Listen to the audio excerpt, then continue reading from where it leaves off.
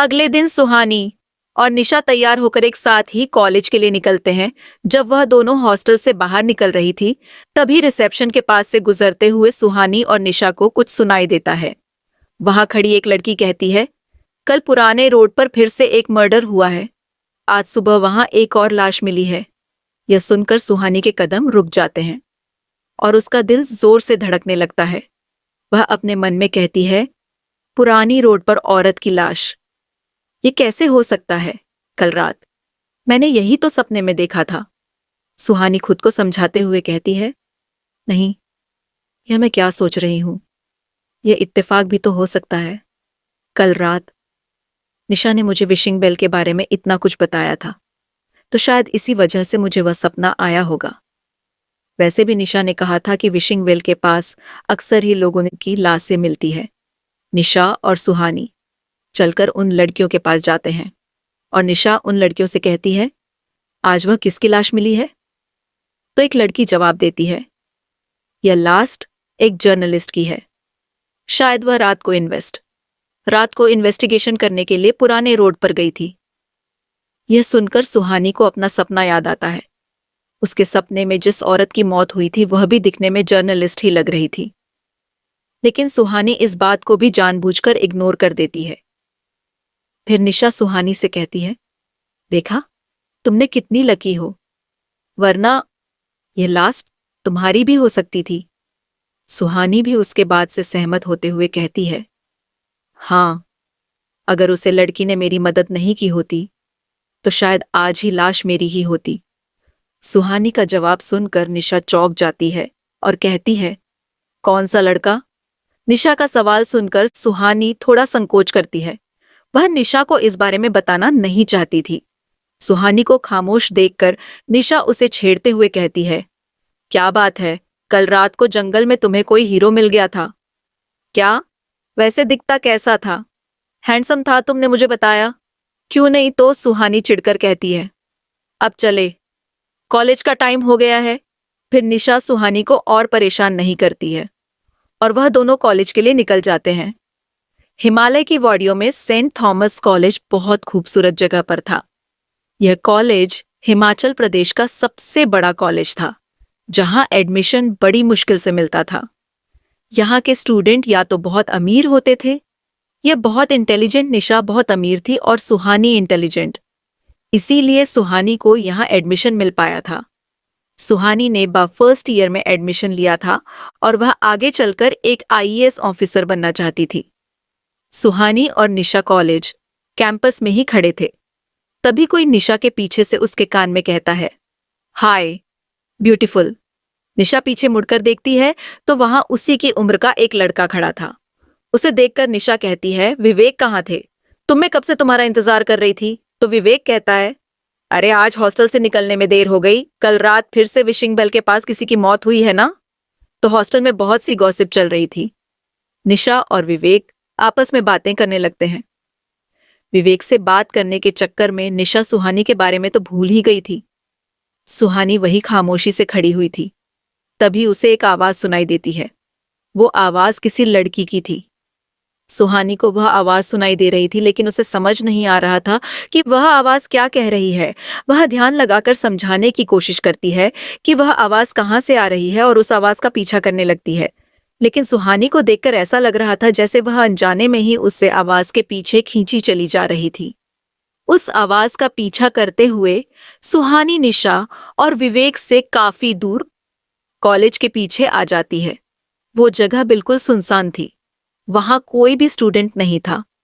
सुहानी के ठीक सामने एक बड़ा सा बरगद का पेड़ था। उसे पेड़ पर बहुत से लाल धागे बंधे हुए थे, जिसे सुहानी बड़े गौर से देख रही थी। सुहानी को लग रहा था जैसे कि वह आवाज इस पेड़ से ही आ रही हो। सुहानी उस पेड़ के और करीब जाने लगती है, लेकिन तभी पीछे से कोई उसका हाथ पकड़ लेता है और सुहानी के कदम रुक जाते हैं। वो फौरन पीछे मुड़कर उसे इंसान को देखती हैं और चौंक जाती है। ऐसा लग रहा था जैसे सुहानी अब तक बेहोश थी और अभी होश में आई हो। वह कंफ्यूज होकर अपने आसपास देखने लगती है तो निशा सुहानी से कहती है, तुम यहाँ क्या कर रही हो? सुहानी कोई जवाब नहीं दे पाती। क्योंकि उसे खुद कुछ समझ नहीं आ रहा था कि वह वहां कैसे पहुंच गई। तुम्हें यहां नहीं आना चाहिए था। यहां स्टूडेंट का आना माना है। ये पेड़ हांटेड है, निशा सुहानी से कहती है। और यह सुनकर सुहानी की हैरानी और भी ज्यादा बढ़ जाती है। फिर निशा आगे कहती है, कुछ महीने पहले एक लड़की ने इस पेड़ पर फांसी लगाकर सुसाइड कर लिया था। उसके बाद से यहां अजीब अजीब सी चीज होने लगी थी। इसीलिए कॉलेज मैनेजमेंट में इसे तांत्रिक से बनवा दिया और अब इस तरफ हमारा आना जाना माना है। सुहानी अभी भी शॉक में थी। वह समझने की कोशिश कर रही थी कि अभी अभी उसके साथ क्या हुआ और वह किसकी आवाज सुन रही थी। सुहानी को परेशान देखकर निषाद टॉपिक बदलते हुए कहती है, खैर छोड़ो, मीट विवेक बॉयफ्रेंड। सुहानी विवेक की तरफ देखती है, जो मुस्कुराते हुए सुहानी से कहता है, हेलो। सुहानी भी विवेक को देखकर मुस्कुरा देती है। इसके बाद निशा सुहानी को लेकर वहां से चली जाती है। सुहानी की जाने के बाद वहां ठंडी हवाएं चलने लगती हैं और बरगद के पेड़ की पत्तियां खेलने लगते हैं। आज कॉलेज में हर जगह कल रात हुए मर्डर की बात हो रही थी। निशा और सुहानी के पास खड़ी एक लड़की अपनी फ्रेंड से कहती है, वह जर्नलिस्ट कॉलेज भी आई थी ना, तो दूसरी लड़की रहती है। वह विशिंग बेल के बारे में पूछ रही थी। उनकी बात सुनकर सुहानी निशा से कहती है, निशा, उसे कोई को विशिंग वेल क्यों कहते हैं? निशा कुछ खाने ही वाली होती है कि तभी विवेक बीच में ही बोल पड़ता है, तुम्हें नहीं पता, चलो मैं बताता हूं। यहाँ के लोग मानते हैं कि उसे कुएं से जो भी मांगा जाए वह मिल जाता है, इसलिए यहाँ के लोग उसे विशिंग वेल कहते हैं। फिर निशा विवेक की बात को पूरी करती है, मिल तो जाता है, लेकिन उसके बदले तुमसे कुछ ऐसी चीज छीन ली जाती है जो तुम्हें बहुत प्यारी हो। कहते हैं कि वह सालों से आत्मा रहती है जो लोगों की विश पूरी करती है।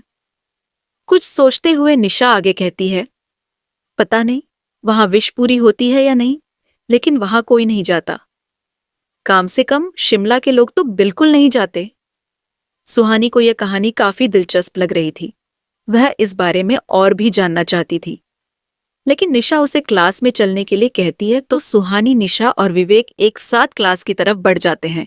तभी एक BMW कार कॉलेज कैंपस में आकर रुकती है।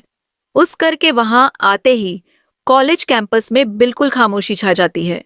निशा और विवेक भी अपनी जगह पर रुक जाते हैं। अब वहां हर किसी की नजर उसे कार पर ही थी। जब कार का दरवाजा खुलता है तो उसके अंदर से एक बहुत खूबसूरत औरत बाहर आती है। उस औरत की उम्र लगभग 30 साल लग रही थी। वह दिखने में इतनी खूबसूरत थी कि लड़के ही नहीं बल्कि लड़कियां भी उसे देखते रह जाती थी। वह औरत कार से उतरकर कॉलेज के अंदर जाती है। चलते हुए वह औरत सुहानी के पास से गुजरती है तो वह सुहानी को एक नजर देखकर आगे बढ़ जाती है। उस औरत को देखकर सुहानी को अजीब सी बेचैनी हो रही थी। उस औरत का और इतना स्ट्रांग था कि वहां खड़ा कोई इंसान जोर से सांस तक लेने की हिम्मत नहीं कर पा रहा था। उसके वहां से जाने के बाद सभी चैन की सांस लेते हैं। वहां खड़ी एक लड़की अपनी फ्रेंड से कहती है, आ गई मैडम, फिर से तो दूसरी लड़की रहती है। हाँ, आएंगे क्यों नहीं, कल ही तो पुरानी रोड पर एक मर्डर हुआ है। सुहानी फिर से सावलिया नजरों से निशा की तरफ देखती है तो निशा सुहानी को जवाब देने ही वाली थी। तभी फिर से विवेक बीच में ही बोल पड़ता है, यह हमारे कॉलेज की दृष्टि है, पद्मिनी सिंघानिया। ये बहुत अजीब है। कुछ लोगों को लगता है कि पद्मिनी मैं शहर में सिर्फ तभी दिखाई देती है जब विशिंग बील के पास कोई मर्डर होता है। लेकिन सुहानी की फिर कुछ कहने से पहले ही निशा उसे और विवेक को क्लास के अंदर ले जाती है। शाम का वक्त था और क्लासेस खत्म हो चुकी थी। निशा और सुहानी पैदल हॉस्टल की तरफ जा रहे थे। तभी रास्ते में उनके सामने एक कार आकर रुकती है। यह देखकर निशा और सुहानी चौंक जाते हैं। हैरानी की बात यह थी कि वह कार पद्मिनी सिंघानिया की थी। पद्मिनी कार से बाहर आती है और सुहानी की तरफ बढ़ने लगती है। उसके करीब आने पर सुहानी को फिर से वही बेचैनी महसूस होने लगती है। सुहानी के करीब आकर पद्मिनी उसकी आंखों में देखते हुए कहती है, बेवजह अनजान चीजों को नहीं छोड़ना चाहिए, कभी कभी इसकी बहुत बड़ी कीमत चुकानी पड़ती है। सुहानी करीब से पद्मिनी की आंखों में देख रही थी। पद्मिनी की काली गहरी आंखों को देखकर सुहानी के घबराहट बढ़ती जा रही थी। निशा भी वहां खामोशी से खड़ी हुई थी। पद्मिनी तो निशा को देखते भी नहीं और वापस अपनी कार में बैठकर वहां से चली जाती है। पद्मिनी के जाने के बाद निशा कहती है, यह अभी अभी क्या बकवास करके गई? पद्मिनी की जाती हुई कार को देखकर सुहानी कहती है, वही तो मैं भी सोच रही हूं। रात के 3 बजे शहर में हर तरफ खामोशी थी। अंधेरी रात में पेड़ के पत्तों की सरसराहट साफ सुनाई दे रही थी। इस बीच पुराने रोड में एक लड़का बड़ी तेजी से चल रहा था। उस लड़के ने ब्लैक लेदर जैकेट और ब्लैक जीन्स पहना हुआ था। उसका चेहरा बिल्कुल शांत था, लेकिन उसकी आंखें कुछ और ही कह रही थीं। उसकी आंखों में गुस्सा साफ दिखाई दे रहा था। वह इसी तरह आगे बढ़ रहा था। तभी उसके पीछे से गुस्से से भरी एक भयानक आवाज सुनाई देती है, क्यों बचाया उसे? वह आवाज सुनकर उस लड़के की आंखें और भी गहरी हो जाती है और वह पीछे मुड़ता है तो उसके सामने आप वही साया था जिसने कल रात को सुहानी को मारने की कोशिश की थी। और यह वही लड़का था जिसने सुहानी को उसे साये से बचाया था। वो लड़का गुस्से से अपने दांत पीसते हुए कहता है, बंद करो, लोगों की जान लेना। तो वह साया आगे बढ़ाकर उस लड़के के करीब आता है और उसके चारों तरफ चक्कर लगाते हुए कहता है, तुम अच्छी तरह से जानते हो यह मोते कभी नहीं रुकेंगे। वह लड़का गुस्से में साइन को घूरता है और फिर वहां से चला जाता है। उस लड़के की जाने के बाद उस परछाई से आवाज आती है, कौन है? वह लड़की, जैसे बचाने के लिए कल तुम मेरे खिलाफ चले गए। तुम कितनी भी कोशिश कर लो, अब वह मेरी नजर में आ गई है। तुम कब तक उसे बचा पाओगे? दूसरी तरफ निशा और सुहानी अपने रूम में सो रही थी। रूम में एक डिम लाइट जल रही थी, इसलिए वहां हल्की रोशनी थी। तभी सुहानी के कानों में एक लड़की की आवाज सुनाई देती है, कोई मेरी मदद करो, मेरी बात सुनो, मुझे यहां से निकाले। उस आवाज में बहुत दर्द था। ऐसा लग रहा था मानो वह आवाज किसी से मदद मांग रही हो। वह आवाज सुनकर सुहानी की नींद खुल जाती है। वह फौरन उठकर बैठ जाती है और अपने आसपास देखने लगती है, लेकिन रूम में कोई नहीं था। यह देखकर सुहानी खुद से कहती है, वह आवाज, क्या मैं फिर से सपना देख रही थी? कुछ देर इस बारे में सोचने के बाद सुहानी इस बात को इग्नोर कर देती है और साइड टेबल से एक बोतल उठकर पानी पीने लगते हैं। रूम के अंदर बिल्कुल खामोशी थी। निशा भी गहरी नींद में सो रही थी। तभी अचानक से रूम की खिड़कियां अपने आप खुल जाती है। खिड़की खोलने की आवाज सुनकर सुहानी उसे खिड़की को देखती है। बाहर तेज हवा चल रही थी, जिस वजह से खिड़की खुल गई थी और हवा से आगे पीछे हो रही थी। सुहानी बेड से उठकर खिड़की के पास जाती है और उसे बंद कर देती है।